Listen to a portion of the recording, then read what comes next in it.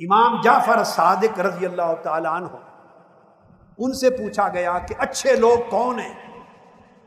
آپ نے فرمایا، سیدنا علی شیر خدا کی روایت کو آپ کے طریق سے فرمایا، اچھے لوگ وہ ہیں جن میں 5 خصلتیں جمع ہو جائیں، 5 خصلتیں جمع ہو جائیں۔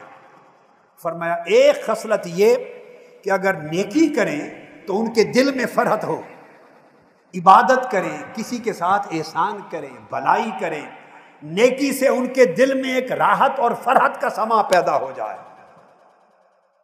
اور جب کوئی غلطی اور خطا کر بیٹھیں تو فوری گڑ گڑائیں اور اللہ کے حضور معافی طلب کریں۔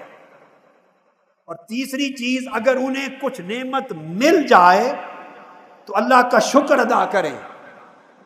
اور چوتھی خصلت، اگر کوئی تکلیف اور پریشانی آئے تو شکوہ نہ کریں، صبر کریں۔ اور 5ویں خصلت یہ کہ اگر ان کی ذات کے ساتھ کوئی زیادتی کر دے تو اس کو معاف کر دیں۔